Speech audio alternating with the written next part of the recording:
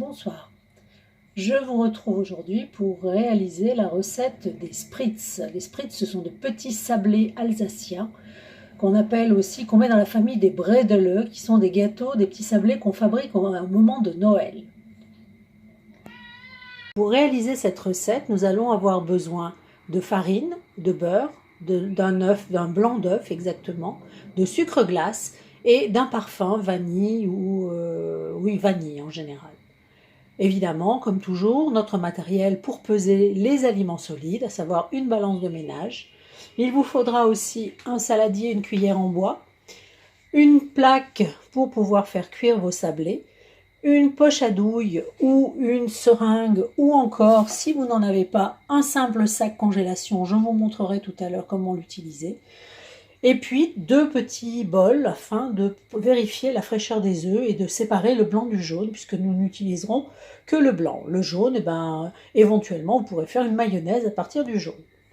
Pour commencer, vous penserez à mettre en préchauffage votre four à 160 degrés et ensuite vous préparerez l'ensemble de vos ingrédients. Une fois le beurre pesé, vous le coupez en petits morceaux et vous le versez dans le saladier. À ce beurre coupé en petits morceaux, vous allez rajouter la farine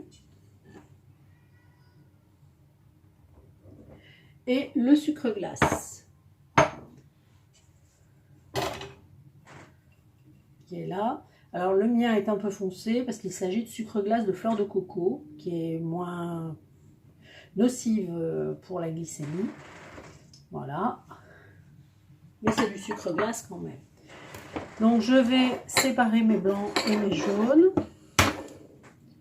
Donc dans mon petit bol comme à l'habitude pour pouvoir vérifier la fraîcheur de l'œuf.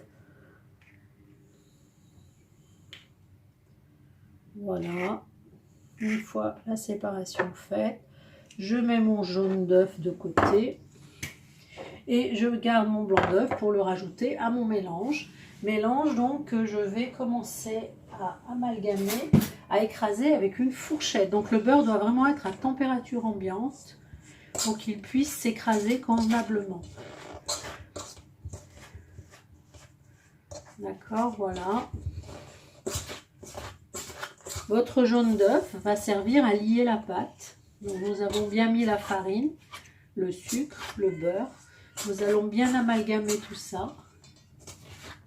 Et ensuite, nous allons amalgamer la pâte, lier la pâte plus exactement, avec le blanc d'œuf. Si vous faisiez une autre pâte sablée pour foncer un moule, vous utiliseriez le jaune d'œuf aussi dans la pâte. Vous ne mettriez pas que le blanc. Cette recette est juste à base de blanc. Je n'ai pas rajouté non plus de sel parce que j'ai utilisé du beurre de micelle. Donc ça donne un petit goût salé au biscuit. Et du coup, je n'ai pas rajouté la pincée de sel. Si vous utilisez du beurre normal, vous rajoutez votre pincée de sel comme dans la recette.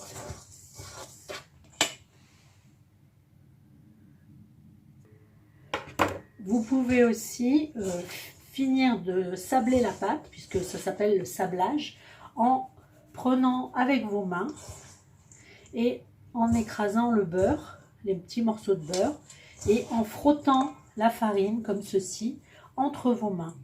Cette technique, on appelle ça le sablage d'une pâte. C'est la technique utilisée pour faire une pâte sablée, tout simplement.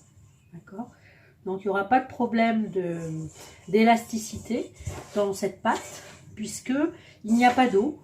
Hein, le seul liant est le blanc d'œuf. Du coup, cette pâte ne sera pas du tout élastique. Donc, une fois ma pâte bien mélangée, vous voyez, ça me fait ceci. On voit que ce n'est pas encore agglutiné complètement.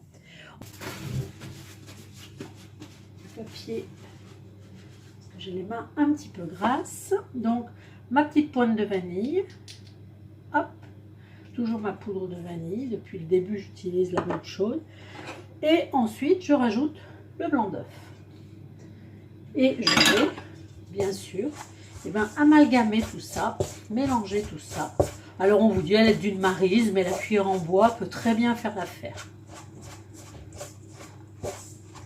Puisqu'on vous demandait une cuillère en bois dans le... Voilà, donc vous voyez que le fait d'avoir mis le blanc d'œuf, ça commence à vous donner une pâte qui est beaucoup plus souple. Voilà. C'est cette pâte que nous allons mettre, hop, à l'intérieur de notre seringue ou de notre poche à douille.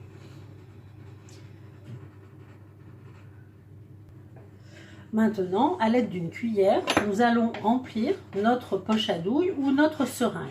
Donc, si vous n'avez pas chez vous de seringue comme la mienne, d'accord? Donc, la seringue, c'est ça. Donc, vous avez au bout une douille cannelée qui va faire un dessin et qui va nous permettre donc de faire des petits bâtons avec une petite forme. Si vraiment vous n'avez rien chez vous, ben vous prenez un simple petit sac en plastique et puis vous allez mettre un peu de pâte au fond de ce sac et vous allez tout bêtement utiliser, c'est une technique, alors je vous dis pas, je vous promets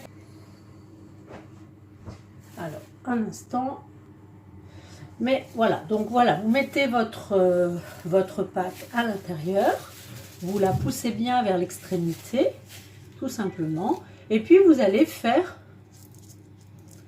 des petites encoches comme ça au bout et logiquement, si ça fonctionne, votre pâte devrait sortir et vous devriez pouvoir, je vous fais un peu de place pour vous montrer, vous devriez pouvoir réaliser des petits bâtons. Donc en fait il suffit après de tourner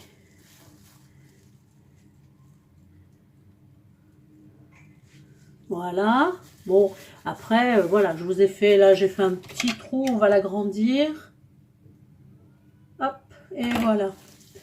Et on va pouvoir faire des petits bâtons de pâte, comme ceci. Voilà. Bon, la différence de cette technique avec la seringue, c'est qu'il n'y a pas de décor. Maintenant, je vais vous montrer, hop, voilà. Vous voyez, mon petit sac est vide, j'ai plus qu'à le jeter. Donc là, je viens de remplir ma seringue et je vais vous montrer donc le résultat à la seringue. Voilà. Donc vous pouvez faire des petits bâtons fins. Vous pouvez après augmenter la taille si vous le souhaitez. Voilà. Voilà.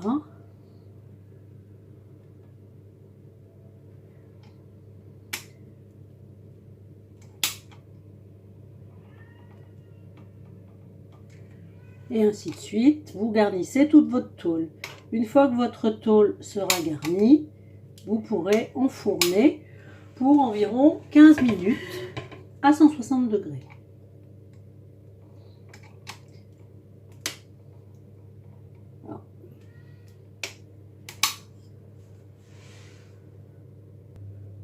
Voilà, une fois tous mes sablés mis sur ma plaque, eh bien je vais enfourner pendant une quinzaine de minutes de façon à cuire et ensuite je les sortirai, je les ferai refroidir sur une grille et puis ensuite vous n'avez plus qu'à les conserver dans une petite boîte en fer et ça se grignote très bien à l'heure du thé ou au moment du café. Si vous voulez en faire au chocolat, donc il faut rajouter dans un petit bol, vous allez mettre la valeur de 30 g de cacao amer. Vous allez ensuite mélanger ce cacao petit à petit avec un petit peu de lait, de façon à pouvoir le dissoudre. Et puis vous allez rajouter ça à votre pâte. Donc ma deuxième fournée sera au cacao amer. D'accord? Voilà, donc j'attends que la première fournée soit cuite et ensuite je ferai la deuxième fournée au cacao. Donc une fois votre préparation mélangée, donc le cacao amer a la particularité, c'est de faire beaucoup de grumeaux. Donc essayez de bien écraser ces grumeaux, vous voyez. Je ne sais pas si vous arrivez à voir un petit distinctement, mais ce sont des... Voilà. Donc ça vous fait une pâte que vous allez en fait rajouter ici. Je vais rajouter à mon reste de pâte. Donc une pâte de cacao. Un tout petit peu de lait.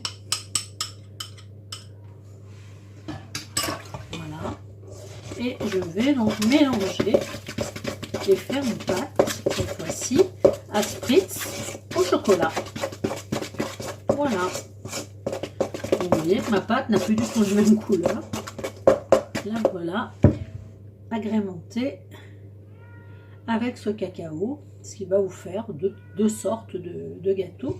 Vous pouvez aussi, si vous le souhaitez, une fois que vos spritz sont cuits, nature, vous pouvez les tremper dans du chocolat fondu. Faire des petits bâtons à moitié. Ça ressemble un petit peu à des biscuits qu'on appelle les marquises, que vous retrouvez parfois dans certaines boîtes de gâteaux. Donc voilà. Eh bien écoutez, j'espère que ma recette vous aura permis de réussir de bons petits sablés. Et puis je vous montrerai la suite donc une fois qu'ils seront défournés. Mais d'ici là, écoutez, continuez bien votre travail. Pour défourner ces petits sablés, vous aurez besoin d'une grille à pâtisserie, de manière à les faire refroidir rapidement, puisqu'ensuite, en refroidissant, ils vont durcir et devenir croquants, et d'une spatule métallique pour aller justement récupérer les petits sablés sur la tôle que j'ai mise au four.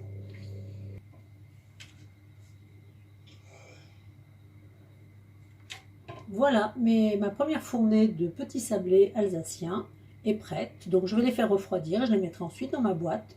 Ils se conservent très bien. Donc pensez à garder cette recette pour Noël, parce qu'avec un petit panier mode animation et des petits sablés dedans, ça plaira à tout le monde et ça fera de jolis cadeaux pas chers. Et voilà la deuxième et dernière fournée donc de spritz au cacao. Et bien écoutez maintenant, j'attends les photographies de vos gâteaux que vous aurez à m'envoyer dès que vous aurez donc terminé ces préparations mardi. Bon courage à toutes et bonne pâtisserie!